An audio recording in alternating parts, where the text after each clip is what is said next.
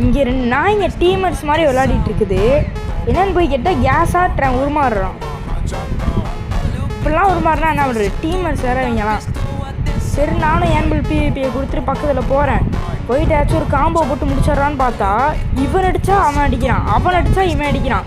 2 பேரும் சேர்த்து அடித்தா ஏதாச்சும் ஃப்ளாஷ் ஸ்டெப்பு இது மாதிரிலாம் போட்டு தப்பிச்சிட்றாங்க. என்ன பண்ணுறதுன்னு தெரியல. இங்கே வேறு கேஸ் மாதிரி உருவாடுறான். இதில் வேறு ஒருத்தன் ப்ரோன்லாம் மெசேஜ் போட்டுக்கிட்டு இருக்கான் சைடில் இருந்து கடுப்பு ஏற்றிக்கிட்டு. நல்லா லைஃப்பை குறைச்சி நான் பக்கத்தில் வந்தாலே ஸ்க்ரீனில் எதுவும் தெரிய மாட்டேங்குது. இங்கே இப்போ ஓடிட்டான் போல். அங்கே மேலே இருக்கான் அடிக்க. இங்கே பாருங்கள், அது அவன் இன்னொருத்தவன் மேக்மா யூஸரு.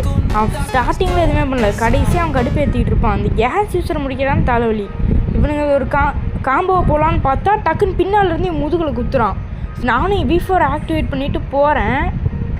இந்த டேஷ் கொடுத்து நான் போயிட்டே இருக்கேன்.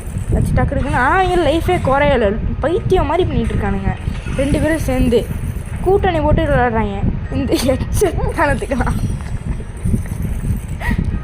இதோ இவனை ஏமானா இவனுக்கு போயிடுச்சு. சரி பரவாயில்ல, இந்த மாதிரி எச்சத்தனத்துக்கெலாம் அப்படியே செத்துடலாம் தண்ணியில் விழுந்தவங்கலாம்.